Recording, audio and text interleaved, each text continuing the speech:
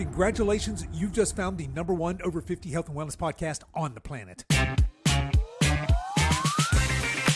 Hello and welcome to the Over 50 Health and Wellness Show. I'm your host, Kevin English. I'm a healthy aging expert and founder of The Silver Edge, and I am on a mission to help men and women just like you build lean, strong, healthy, amazing, capable bodies they love for the rest of their lives. All right, folks, I've got a fun conversation for you today. Let me start with a question. What if 30 to 40% of dementia cases worldwide could be prevented? Not with some miracle drug, not with some futuristic medical procedure, but with lifestyle choices. The very things you do every single day. Things like sleep and exercise and nutrition and stress management and connection. We talk about these pillars all the time on this show, but today we're going to do a deep dive because we're not just talking about building muscle or losing those stubborn 20 pounds. We're talking about your brain, your cognition, your long-term independence, your health span, not just your lifespan. And we're also going to step into the future. We're going to talk about things like wearables and AI-driven health optimization and peptides and personalization protocols. This is a fascinating time to be alive, but it can also feel a bit overwhelming. So how do we separate hype from science? How do we optimize without becoming obsessive?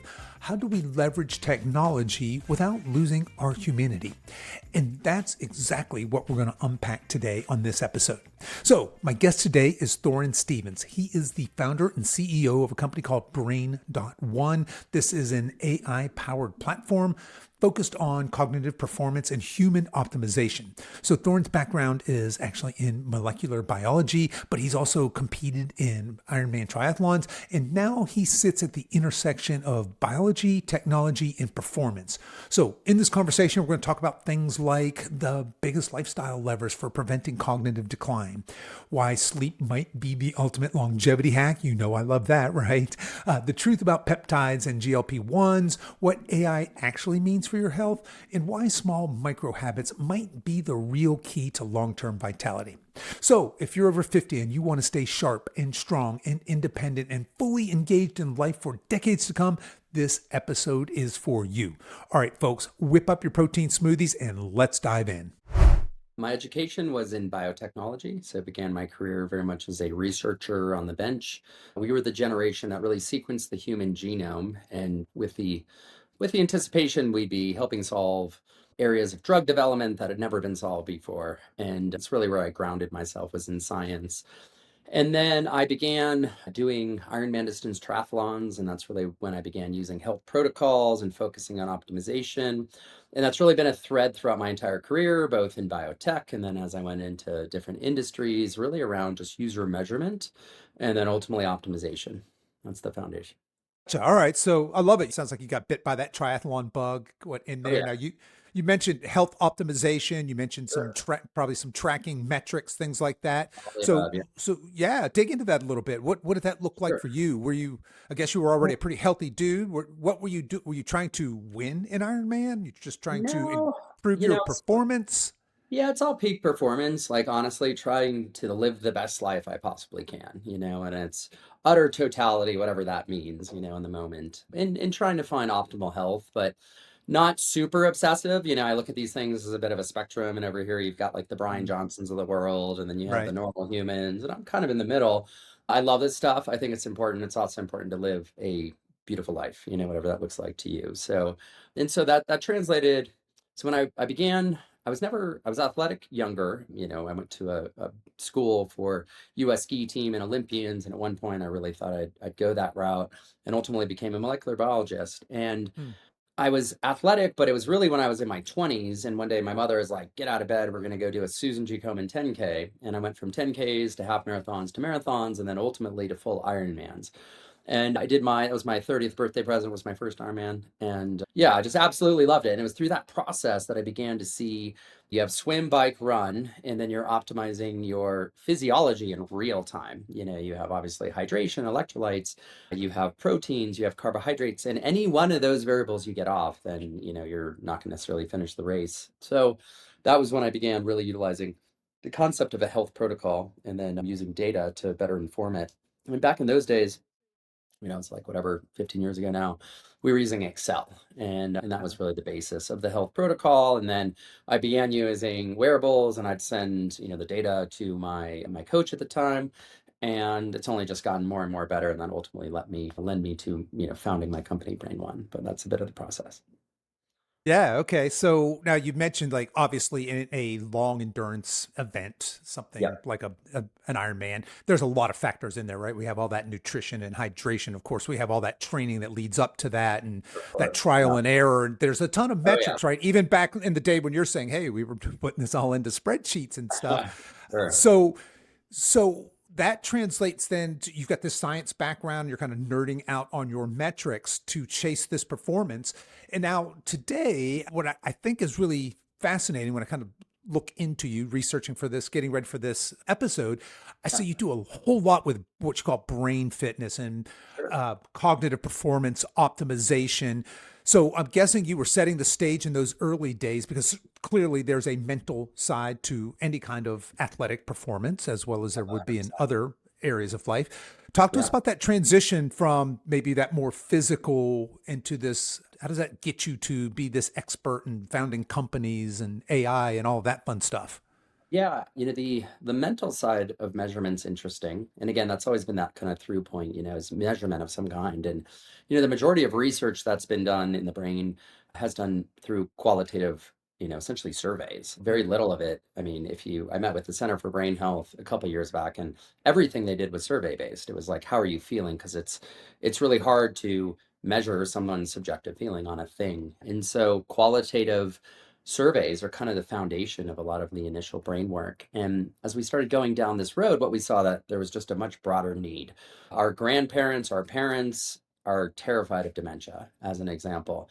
And, we're not really taught how to help support them. And, there's actually a lot of good literature out there. And so we generally would start initially when I began with Brain.ONE 2 years ago, we would take a scientific paper such as the Lancet 2024, which I can share with you and your listeners can just Google, and it is focused on dementia prevention through lifestyle. And that, according to the numbers, 30 to 40% of global cases of dementia could be prevented through lifestyle. And going back to my background as a molecular biologist, we also know that a good percentage of your DNA is dependent on your environment, your DNA expression. So if we think about DNA, RNA, protein, and then in between you have the epigenome and the regulation essentially of your DNA through your RNA. And fundamentally in the number, it varies by tissue, but like, let's say maybe 50% of your gene expression is dependent on your environment. And so that gene expression model, really fits well with that concept and it's not every case of dementia. And certainly if you have Alzheimer's, you have a genetic predisposition,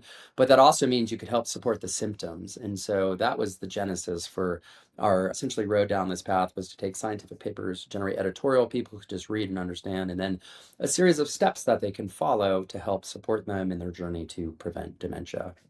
So, since you brought this up, and this is going to be of great interest to my audience, right? Sure. Because look, if we're in your 50s, 60s, and you're lucky enough to still have your parents around, right? A lot of Yep. us we have aging parents. We are ourselves probably aging parents, right? In this demographic as well. So, You're correct. yeah.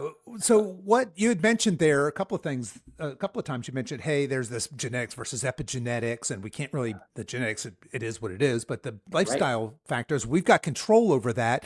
What are some lifestyle things that we can do to help us obviously stave off dementia? But then, yeah, let's start there. What are Yeah. some things lifestyle wise? What are the big levers that we should be concentrating on to help?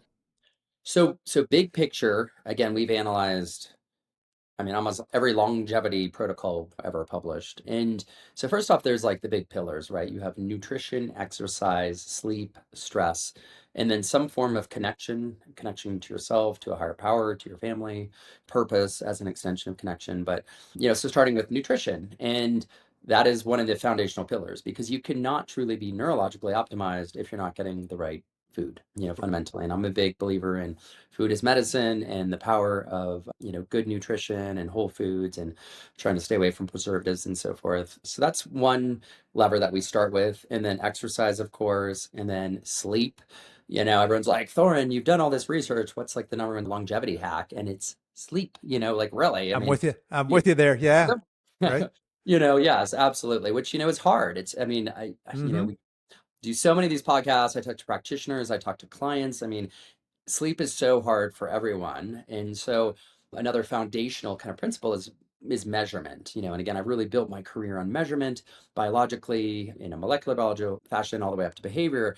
And so once you can measure something, then you can begin to understand the patterns and ultimately optimize against it. And so generally we recommend a wearable of some sort. I do my activity with Garmin. I sleep with Aura because it's less, Same. EMF. Yeah. But Apple Watch is great. I mean, really any wearable is great, and it's going to basically hit all the key metrics: resting heart rate variability, heart rate, of course, steps, those things.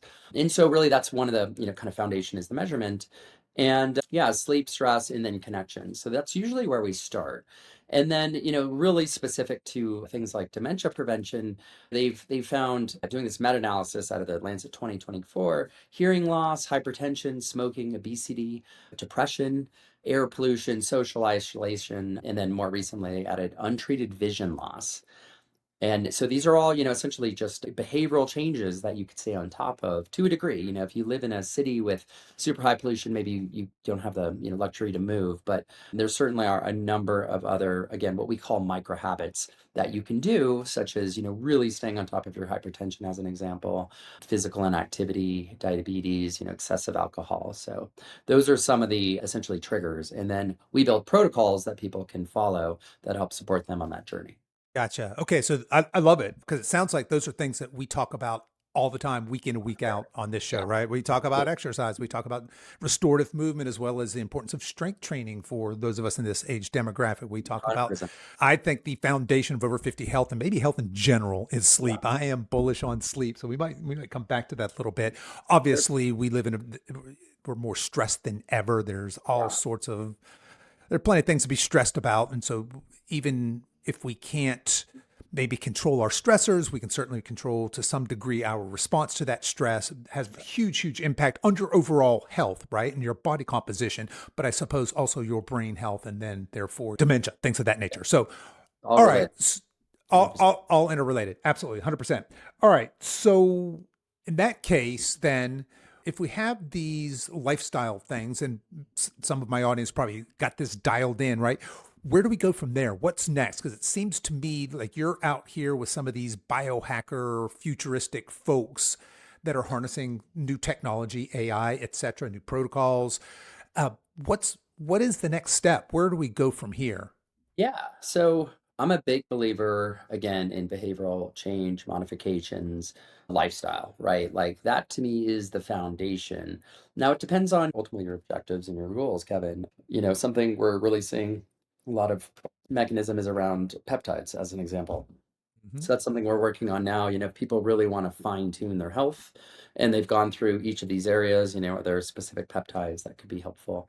I use them sparingly. All things I try to use, with a tremendous amount of moderation. But when I am, I live here in Colorado and I try to ski every day, and then I do hot Pilates actually like 4 days a week with weights. And so I get the sweat, I get the weights, all of these pieces. But what I found was when I was doing the hot Pilates, and I came from a pretty strong yoga background, but it actually really helped me in my skiing and not getting hurt in other ways. And so whether it's, hit yoga, it doesn't really matter, but that level of activity I think is really critical and actually again helps, ultimately the whole human.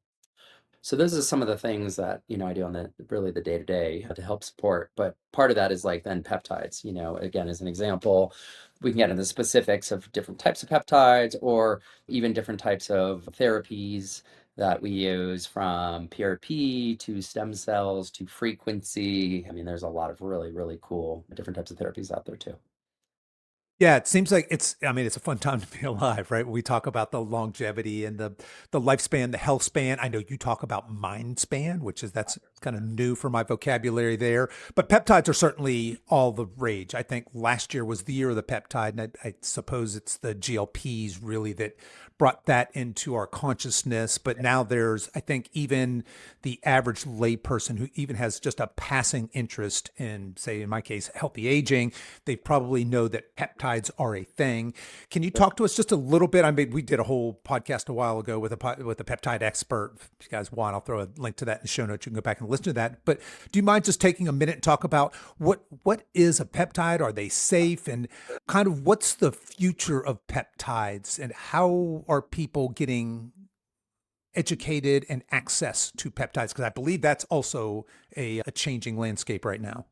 It 100% is. And I've intentionally stayed away from peptides a bit, at least on the relative to our business, but we're launching peptides.1 as a mechanism to number one, help educate, because that's part of the challenge here. So your first question, Sure. what are peptides? So they're short chain amino acids. And I think it's generally like roughly 20 different amino acids in the chain. And they can help in different areas of health, ranging from you have like the TB peptides, TB157 is probably the most widely researched. And I use that personally for things like regeneration. When I'm skiing every day or I'm training for a big race and I'm just grinding on my body. I've had 4 knee surgeries as an example, so I'll generally inject it near the knee. I just got put on another regimen of its intramuscular NAD, and I've done pills and I've done capsules, I'm sorry, like powder essentially in water in the mornings. But I just started with this NAD and it's pretty crazy.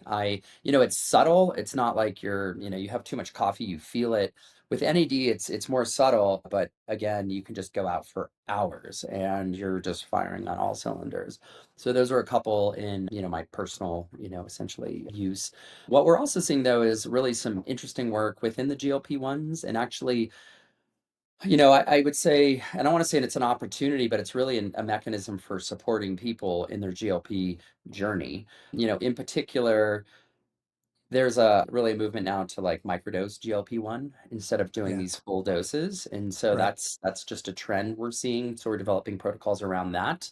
Also, titrating people down after they are on GLPs. How do you actually get off? Because most people don't realize, like, if you follow the normal protocol, once you're on them, you're kind of on them forever, which Yeah. is terrifying. And so what does that look like to start the titration? So those are a couple areas. Some additional somewhat relevant is around GLP-1s with different types of women's indications. So one in particular is GLP-1 actually has some really great research around PCOS. So that's polycystic ovarian syndrome and, a little bit of a younger demographic there, but so many women are really struggling with that. And actually there's some great data around GLP-1s and PCOS. So those are some of the ways we're seeing the symbiotic, I'd say, benefits of peptides and what that can mean in a day-to-day, essentially, health protocol. Yeah, it's really interesting. I'm seeing just in the circle around me, Sure, just outside of the, there's the hardcore biohackers that are of all course. in and They're all they're crazy. doing their thing. Oh, But for they're nuts. normal people are doing kind of Yeah, what you're saying, right? They're micro dosing these. They're working yeah. with some sort of an expert. Now, if somebody was curious and wanted to start this journey, I believe the some of the legalities have changed. There was, you could buy injectables as research Yeah, use only, and I think 100%. that's now a very much a gray area. It's But absolutely gray area. Yes. it's absolutely a gray Oh, no, area. I Make no mean, mistake there. Right? we're deep in the weeds of Buyer this. beware. Yeah, Yeah. it's slightly terrifying, and to your prior point, like one of the biggest challenges is just around the regulation. So you have to know Yes. where the peptide from, and then obviously the testing around it. And ideally, it's Hmm. being batch tested the second it lands in the U.S. And again, when it's ultimately put into the, da da da. And the challenge is they all say that they do it, but again, since it's so unregulated, and maybe just to clarify for the users, so there's really 2 major buckets on the regulatory side for peptides. You have research peptides and then non-research, which again are going to be the GLP-1, semaglutide, where you actually need a prescription. And so there has been this, as you said, gray area, that's just really exploded. And that's changing. I think actually in about the next 6 months, those research peptides may be going away. And then you would really have to ultimately focus on the non-research peptides and get a prescription, which I'm all for, to be honest. I mean, I think it's a little bit Wild West right now. I had a buddy of mine Yeah. who everyone's talking about it. And he's like, Thoryn, where do I start? And I was like, okay, talk to this doctor.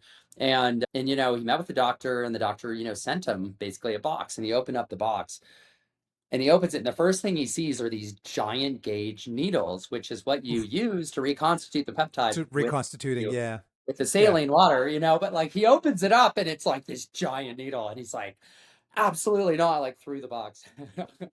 Yeah. because it's not easy. I mean, like when you think about, semaglutide and the GLPs, you get a pen and you like da da da, and it's been Hmm. really well productized, and that has not happened, especially with this whole research peptide movement. And myself, and I've been in this world, for years on the triathlon side, and it's slightly terrifying, when you're dealing with needles and reconstituting and syringes and all of it. So it's going to become, I think, again, more widely accepted, more widely researched, and again, better productized. And so those are some of the things we're thinking about on peptide.1, but also just fundamentally education, like, Yeah. and what we're also seeing is doctors don't know. I mean, doctors don't even know nutrition, let alone peptides, unless they've studied it. And so there's really this massive educational vacuum, essentially, where people just like us are going just to get research and seeing if they make Yeah. sense. Right. And so, yeah, that's a bit of a void, but that's something we're trying to help support again through education and connecting to good doctors and so forth. Right on. So yeah, I suppose at this point you've got to find a trusted source of education, of information. 100%. Yeah, It sounds like I think the future is going to be working with probably a functional medicine doctor that's exactly. going to be able to prescribe Yeah, these. It is a very much a gray market if you're in the research chemical place. That's my 100%. understanding. Some of those places are obviously better than others, but for the average layperson to tell which is which, and by the time you're starting to inject, we're in a whole different world.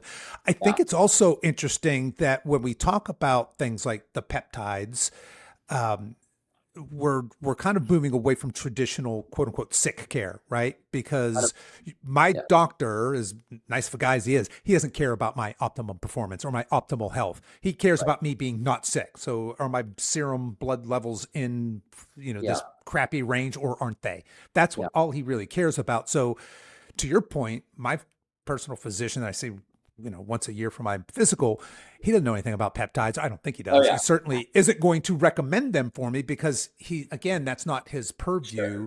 So it's interesting. We have folks like you popping up that are helping people kind of understand this, how this might be, how we might break. Because if you want to live above the mean, you're going to have to go outside of the traditional medical system. I think that's fair at this point. Is that a fair Oh, statement? yeah. I mean, again, Okay. exactly to your point, what we're seeing is these people that have even functional doctors or concierge, they need another Hmm. resource. And that's where it gets, dangerous. I met a woman here in Colorado recently, and I was like, "Oh yeah, da, da, I'm on a peptide." And she's like, "Oh, I am too." And I was like, "Oh, which ones?" And she sent me a list of 8 peptides she was on, and she was 60, healthy. And I was like, "What?" I mean, people are now getting overprescribed, which is terrifying. And again, it's due to that lack of regulation. Like, there's no reason in my mind, and I'm not a doctor, but what I know about human physiology, like given what I know about her, it seemed incongruent. She would be on that number of peptides when she's not like, a massive athlete or such. And so Right. that's kind of the dark side of this, too. I'm just calling that out. I mean, and further, these aren't things you need to be on forever. Maybe it's like certain periods, but yeah. So Yeah, I think there's slightly, it's sure. Yeah. yeah, it's yeah, definitely it's interesting because it seems to me there's almost this cycling the way that maybe a bodybuilder would use steroids. They cycle on and off, and I 100%. hear that coming up in the Yeah. peptide community as well. Well, I'm going to take this, you know, every day a week for 6 weeks, and I'm going to take 4 weeks off, and then I'm going to cycle it back in. And to your point, I have this stack I'm running, right? Yes. That kind of vocabulary because it's more than one. Yeah, Yep. really, really interesting. Well, let me ask you this because you're out there on the cutting edge. Where do you see the future of this? Are we going to create superhumans? Are we going to get rid of obesity and chronic disease through something like Yeah. medicine, do you think? Or, Yeah, so I started my career in biotech as a researcher, and we were part of I was in molecular biology and genomics. We sequenced the human genome, and it was like, great, we're going to solve all these diseases. But then it was like, oh wait, what about the proteome? And then again, you have the epigenome or epigenetics in between, the transcriptome, metabolome, all these areas essentially that now we can measure, and that's the good news. Fundamentally. But back then we're like, oh, we're gonna solve all these aspects of disease, and I think we definitely have made significant advances. But there's still so much that we don't know. In particular, I loved, again, the concept of epigenetics and gene expression and how you can turn genes on and off. And again, we as humans control some large percent of our DNA's expression. So I think that's interesting and empowering. What we're focusing on is, again, the concept of micro habit and protocol optimization. So you, Kevin, could come into the BRAIN.ONE system. We would have your biometrics, biomarkers, and we'd be like, hey, Kevin, we saw you weren't doing your cold plunging last week. Let's look at another autonomic parasympathetic regulatory micro habit. How about breath work? And you can try this out. And so the idea of adaptive AI, where the AI is improving and then telling a specific protocol, micro habit that could be good for you, Kevin. That's one example where we're really seeing awesome opportunity, for people to continue to optimize their health. Another one I would add is we have one of our founding members, his name's Dr. Galen Buckwalter. He has 6 neural implants. He's got 1 in his prefrontal and 5 in the neocortex. And he's a quadriplegic, but he's using essentially these neural implants to control a robotic arm or potentially an exoskeleton someday. But, basically just using his thoughts to Mm. control, again, a robot. And as a quadriplegic, it really helps liberate him. And so there's a lot of awesome research going there. That's called BCI, so brain computer interfaces. And again, that's really the intersection of biology and machines. And we are that generation. We're seeing it right now. I think it's just going to get even more, specific. That's considered, in Galen's case, it's an invasive BCI. So you've heard of Neuralink, your audience, I'm sure. And, that's where you're drilling a hole in the skull. That's an invasive BCI, brain computer interface. But then you also have non-invasive BCI, which are just bands that could measure the electrical activity of your brain and help you type an email in, a third of the time or something along those lines. So, that level of brain measurement and control, I think, is going to become even more paramount in our day-to-days.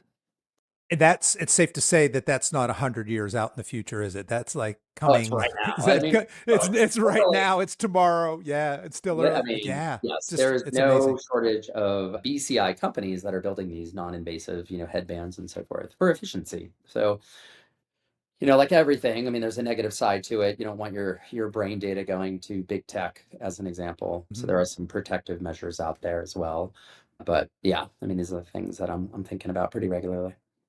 Interesting. So I'm kind of thinking, and then are we ever going to solve for death, for example? If the biology of my body's breaking down, but I can now use this computer interface thing to, Sure. swap out these scrawny 90-year-old arms with some awesome exoskeleton arms. Yeah. What does that look like in the future, do you think?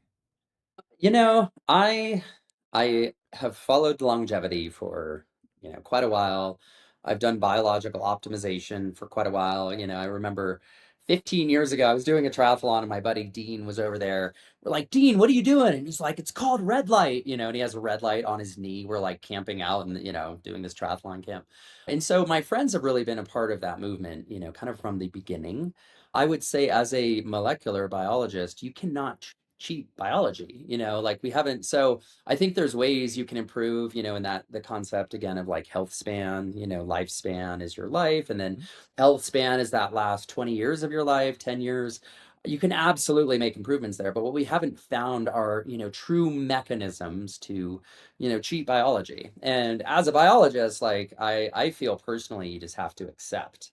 Is it possible in the future? I mean, I think anything is possible, but I even question some of the measurement. You can now essentially measure the age of a specific organ, and you start to see this, with certain longevity influencers out there. I question some of the science behind it. Telomere, measurement as one example. You have DNA methylation as another. Now, some of the stuff we can concretely measure, but some of these are just extrapolations. So, but what I've seen is, again, yeah, you can't cheat biology. So Yeah. I'm an optimist, but I also, I accept it at the same time. And that's the other thing too, is like it's the quality of your life. We can't lose sight of that. If you're Hmm. always optimizing for sleep, or this is something, analysis paralysis, but you get up in the morning and you check your phone, you're like, my sleep score is only a 65, but I slept great, and then that impacts your day, literally. You're like, oh, I could have Yeah. slept better. And for me, it's always like I try to be moderate. So like you just can't get too obsessive.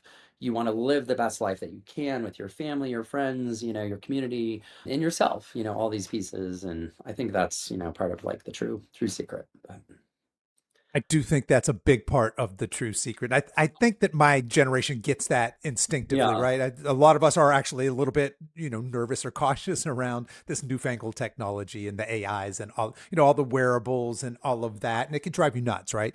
So we want to find that where's that fine line between, and again, depending on your individual goals, I'm yeah, somebody who wants to right. optimize my Yeah, holistic health. And I mean that spiritually and yeah, of morally and course. as well as physically and biologically, right? So I want tools because I know that what gets measured gets managed, and I want metrics, I want data, and I want to track my progress, etc. But at the same time, I also want to live a real life. I don't want to be That's it. completely consumed and caught up in that. Yeah, that's really interesting. Yeah. Well, Thorn, let me ask you this. So AI is huge, right? Everybody, I think we all have access to, say, Chat GPT, and anybody who's asked it, to do anything is pretty amazed. Wow, that's pretty smart. But that's Yeah. really just the tip of the iceberg when people like you say AI, I suspect. How can AI improve my life? How can AI improve my health span or even my lifespan for that matter? How is AI being used, I guess, medically or in this bioengineering cognitive performance space? I'm sure it is, right? Yeah, I mean, yeah, to every capacity. I mean, the case of like Dr. Galen, the AI is basically taking his brain signal and then translating it into an actual action, so that would be one example where he's just thinking something and then it's happening, right? And again, that's all using AI. I have a fun story about that I'll share with you in a second. But yeah, pretty interesting going with Galen to Caltech, and they're literally, screwing on these like interfaces onto his skull, and that's connecting to the internet. So that's also Mm, pretty fascinating, just that concept. So, what else? I mean, there's so many examples like protein folding. Like when I was in college in the late 90s, we always knew it was coming, but as an example, so really understanding the specificity of protein molecules that then could again lead to new areas of drug development because we can target it with a specific type of whatever it might be, peptide or molecule basically. So I think there will be absolutely more opportunities in the areas of drug development. As I mentioned, some of the ways we're thinking about it, optimization of just your normal behavior. So using AI to tell you like, hey, you didn't do this. Do you want to try that? And then having that kind of be part of your life, not overtaking your life. But those are some of the areas. And then a terrifying trend I'll just call out is people uploading all their health data into Chat GPT. right. Where Yeah. why, the question, and I mean, we saw this about a year ago when this was really happening at scale. And it's absolutely terrifying because HIPAA doesn't apply in that instance. HIPAA is only when you give your data to a doctor and then they have to have a regulatory framework. When you're uploading your data into any LLM, privacy goes out the window. And now there's, some tools and, da da da, but it's pretty terrifying. And then you have to ask yourself why? Why are we doing that? Why are our friends and family? And it's because honestly, the doctors don't know. They don't know anything about peptides. They generally don't know anything about behavior, nutrition. They're just not taught it. They're literally not taught nutrition in Western medical schools, which is why there's such I think, just kind of interest in, this whole functional medicine side of the house. So, which I really appreciate, think about the whole human and of course prevention, not just thinking about once you have Mhm. the disease, how do you fix it? But even, going back to the prior point around, the Lancet 2024 is an example of a paper behavioral things you can do right now. And these are very small, but meaningful micro habits that ultimately compound and really impact, the whole human. And we see that as, a really just awesome opportunity to help a lot of people. But, my general feeling is just you have to embrace it, you have to understand it, you have to know how to use it. And then, from there, make a decision whether or not you want to, ultimately participate. But that's what we Mm. see is the very near future, that idea of just the health coach that helps guide you through, the things Health that help coach. you. Yeah. So as you're talking through this, I'm thinking to myself, there's no money in what you're talking. Well, I mean, there's maybe there is. You tell me. But it seems to me that given our current setup, our current medical, pharma, big food reality, that there's not really an incentive for a guy like you to tell a guy like me, hey, you know what? If you just ate some real food, you got rid of the toxic hygiene products and you did a little exercise, you drank some water and you got good sleep, there's no money in that. How do we shift then? How does culture shift? How do we make that the reality? How does medicine then, because you're, like you said, you're right, medicine doesn't understand these things. Medicine doesn't care about optimal health, and we Yep. don't even care about preventative health for the most part. We give it lip service, it seems to me. How does Yeah. that shift? What has to happen politically or culturally or Yeah. socially? I think we're seeing it now, to be honest. I mean, I feel like we're seeing it today. I went on a trip last summer. We were kite surfing in Egypt, and there was this group of guys that were like, younger 30s, and not one of them drank alcohol. And they were all tech like founders, but it was just really interesting seeing this younger generation where, what we grew up with is not, necessarily normal. I mean, you're seeing those cultural shifts all over the world right now. Like pubs in Britain are closing.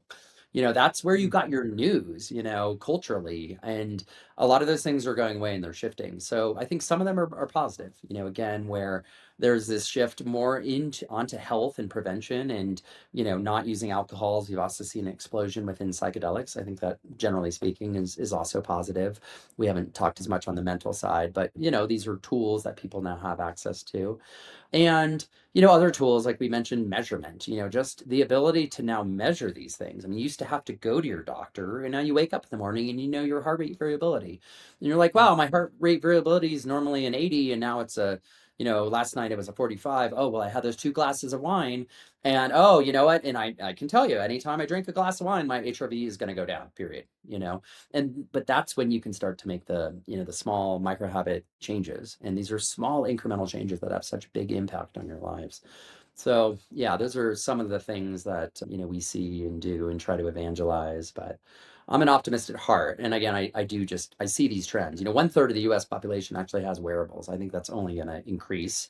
And again, there's Agreed. caution in all things. It's not like everyone should have a wearable. One technology we've been testing at BRAIN.ONE is actually you can go into the system and leave a voice note, and the voice note transcribes. And we've seen high and medium correlations to heart rate variability, as an example. So even if you don't have a wearable, you could do a daily check-in and again understand your stress and your general health, essentially biomarkers. So Okay. yeah, So yeah, all right. I'm with you. I'm also a bit of an optimist, hopefully realistically so.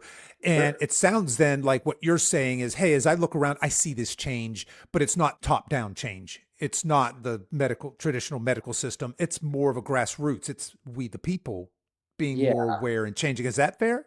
Well, I don't know. I mean, yes and no. I think, we just saw the food pyramid flip, We and sure did. Yeah, that's I right. think that's an example of something potentially top down. I mean, I think in general, there's some good stuff there. I look at everything as a spectrum, and I certainly don't agree with everything. So, but that is an example, putting proteins, less processed food, whole grain, Yeah. Eat like real food was the main eat real message food. there, Yeah. which So yeah, like right. that's a Kellogg's message. isn't they're not Yeah. really happy about that, but yeah, Don't so even get me that's started. a good Yeah. example. Yeah. Kellogg's with the glyphosate, in the wheat supply chain, Yeah. for example, right? I mean, Right. yeah, so I think there are some changes, and I'm an optimist. So I think it's some of this is moving in the right direction. I mean, glyphosate should not be in our food Right. supply chain. No. And Amen. it's only been in since like the 90s, basically, the last like 30 years. I mean, it's criminal, so Yeah. don't get me started. But yeah, I mean, I think in general, we are seeing some of that top down. And, I'm optimist that it'll only get better and better. But, that's the other thing too, is a lot of these tools are now, free. I mean, we focus on protocols that people can do at home. If you can't afford a cold plunge, you can go take a cold shower. I go Hmm. here in Colorado, I go in the river. You like break the ice and you get in, Yeah, roughly right about on. Yeah. -2 Celsius, like freezing, and so commodity, really making sure that these types of micro habits are available to everyone, and that's the good news. A lot of these things, I mean, yes, some of them, are more expensive than the others, but the foundation you can basically do for free right now. But part of the challenge is people don't know where to start. Right. Even having a wearable, it's like, what do you do with the data? And so that's kind of what Hmm. we see where developing protocols are just, series of steps people can follow to improve their health. So pretty simple stuff, but very meaningful. Pretty simple stuff, very meaningful. So you've used that word micro habits a bunch of times here, and I Yeah, absolutely love it because I feel like even tiny changes done consistently over that's long it. periods of time have this compounding effect to make massive changes in the long run, especially if you're willing to have to stretch out the timeline, right? If you don't need results, we're so used to results next week's next month and et cetera, et cetera. So as we're kind of wrapping up here and we're talking about these tiny changes and these micro changes, and we're talking about measuring things and feedback and what's your next step, tell us a little bit about BRAIN.ONE. I was pretty fascinated just kind of digging in there because, like you said, a lot of it wasn't. I know you guys are really big into, you're obviously harnessing AI and technology, and you come from a molecular biological background and all these big words, but then I get you here on the podcast and you're like, hey man, we should really shore up our sleep. We really need to look at our food. We got to get some exercise, and we got to manage our stress. And these micro behavior changes are really what's going to move the needle. Talk about how you fit into that model and what do you want to do? What do you want to impact over there at BRAIN.ONE? I mean, again, so many of these things are like we talk about the micro habit. It's just a small thing that you do to drive change. And an example is cold plunging, so a cold plunge as a micro habit, it's basically a small protocol if you think of it. When I say a protocol is just a series of steps. When I was in the lab sequencing DNA, that's what we would follow. It's really no different than your daily routine. You can think of it that way. And so, you are an artifact of the things that you do. And so cold plunging would be one example of a micro habit. And then you have variables within cold plunging. You have the temperature of the water, you have the duration in the water, you have the frequency per week. Those would be three. And so we help offer a tracker and a system that people can just follow to, improve their health through these, small incremental changes. And so many of them are so small, things like the number one microhabit Huberman, a Stanford neurobiologist professor, recommends is circadian regulation in direct sunlight in the morning, and just getting outside. And so if you just oversimplify these things, they're free, and many of them, ultimately are just fairly easy to do. And so sunshine, hydration in the morning, high protein at breakfast, these types of micro habits. And then over time, they become just part of your daily routine. You don't even think about them ultimately. So that's where we really start. And behavioral change is probably the hardest piece. It's not the technology, it's not the AI. Right.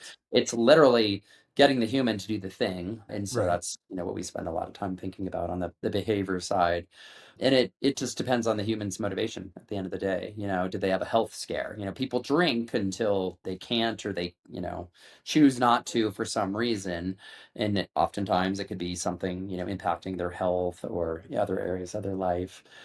So again, we try to prevent that, stave it off more upstream. But yeah, it's a big part. And again, just measurement. You can't manage what you can't measure. And so all these things now we can measure and ultimately then improve. So that's the optimism. All right. So it sounds like I get a number of things there. You're talking about I have a system, I've got some structure, maybe a road path in there, a roadmap in there. I've got some measurements. I have accountability. Is that fair? Oh Is yeah. there accountability baked into this? 100%. Okay. But it's Yeah, really just okay. accountable to yourself. I mean, maybe your Right. family, but that's the, Okay. essentially the offshoot of the motivation, like what's Hmm. driving your motivation, and then who would you be accountable to? I mean, normally it's yourself or your family. So this product then is delivered through an app. Is that correct? Oh, yeah. Yep. We have a full digital platform. We have mobile web, all of it. Yeah, 100%. And like I said, we're now opening up peptide.one to help people who are really, struggling on that. So that'll be up in the next couple weeks. And what's your mission? What's your goal? Are you trying to you're gonna you just want to make people healthy? You're trying to optimize health, or is this or I guess another way of asking is what's your target audience? Who's your ideal candidate? Is it people in my age group, younger people? Is it for everybody? Who do you see really getting the most benefit from this? Yeah, the first question, what's our mission? Our mission is to reach 1 billion humans and help them optimize their brains and their biology. So that's Right been on. Okay, there you go. Yeah. literally, and You said billion with a B, right? billion with me, yeah, absolutely. And Come just on. giving Yeah. away these protocols, like this one I just mentioned from Lancet, all of our parents, our grandparents, and people, again, in their 30s to 50s should be very aware of these micro habits. Like right now today, there's no reason to wait. So that's the mission. The vision, again, though, is this idea of the hyper personalized health protocol that is unique to you, Kevin, based on your inputs biologically, genetic, and so forth.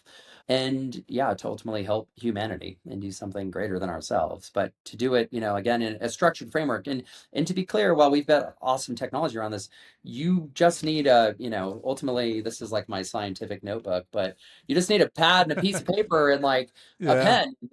That's Go how like all this go started. analog. Yeah. With a list of things that you want to do with what your big picture goal is, and that's like the first step. You don't need anything. Like that's the irony in all of this. Like you have most of the tools right in front of you, but it's finding that motivation that's the hard part, as well for everyone. So That is. And so let's end here then, because you're right. That's the hard part, right? Like you said, the technology and all of the science, that's actually the easy part.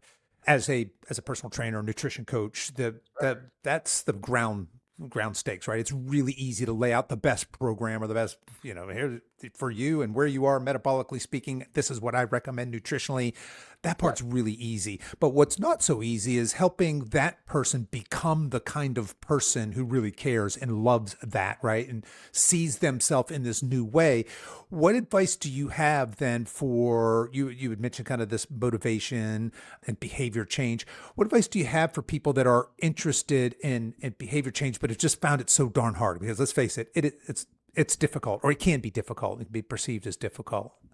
yeah, that's the hardest. Again, the technology is not the hardest. It's really the Yeah. behavior change. I mean, there's some great books out there. Atomic Habits would be one, where you Mm-hmm. can really focus on the structure to try to get you to, either not do the negative things or do more of the positive. So I think that's a really good springboard ultimately, and understand the psychology behind it and all those pieces. But yeah, it might be a good Yeah, book. I've got to say, Atomic Habits has been the number one recommended book in the life of this podcast. More Oh guests my have God. brought that Okay. up. Yeah, Well, I've got it. that's We have a coaching group, and guess what we did? Our for book club on December was, hey, we're sure. all gonna, or I January remember rather, that. we're all reading. Yeah. We're all reading. So I've just reread Atomic Habits, Okay. folks. Out there, if you've not read that, James Clear, absolutely game changer of a book. I know we've talked about it on this podcast before, but yeah, that certainly dovetails nice with this idea of micro habits and decreasing the friction between the things that are healthy habits and increasing the friction between maybe the ones that aren't so healthy. So yeah.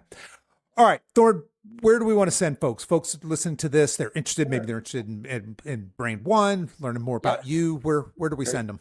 Yeah, so brain.one, that's our primary website. We have peptides.one. They can check out on that front as well. And feel free to send a message, mention your name. Happy to put them to the front of the wait list. But yep, happy to help any way we can. Fantastic. All right, Thoryn, I want to thank you so much for coming on the show here, just sharing all your knowledge, but most of all, your passion for this. I love that you've got this mission to reach a billion people, help them live healthier, happier lives, and just help humanity in general. Man, I encourage you to keep up the great work. Thank you. Appreciate it, Kevin. Appreciate what you're doing. All right, folks, that's our show for today. If you are over 50 and you feel frustrated or stuck and you want a clear plan, I invite you to book a free clarity call with me. You can find a link to learn more in the show notes for this episode. You guys can find that on whatever app you're listening to this on, or just head over to silveredgefitness.com/411. As we wrap up our time together today, you can show your support for this show in two important ways. The first is to tell a friend about this podcast and encourage them to give it a listen. The second is for you YouTube folks to click the like and subscribe buttons, and for you podcast folks to please give this podcast a 5-star review on whatever platform you listen to podcasts on, and be sure to subscribe and follow so you don't miss any future episodes. I really appreciate you spending your time with me today, and until next time, stay strong.